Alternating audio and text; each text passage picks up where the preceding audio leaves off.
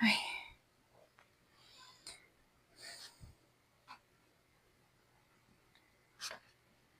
Oh, ate, ano yun? Ano ba naman yung itsura mo?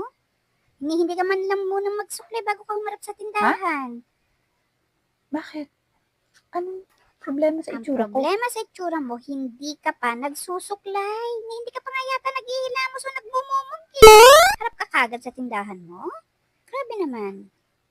Hindi ako nagsusuklay. Eh, pasensya ka na ha. Kasi, mas inuna ko muna na humarap dito sa Dapat, tindahan. inuuna mo muna ang sarili mo. Inuuna mo muna mag-ayos.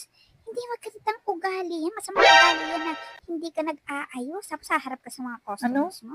Ano ba yan? Baka mamaya maamoy pa niya yung masama Hindi lang mong nagsuklay, masama na ugali.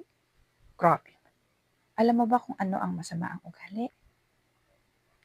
Ang masamang ugali, yung mga taong hindi marunong magbayad at tumupad kung kailan nila talaga babayaran yung utang nila. Di ba may utang ka pa sa akin?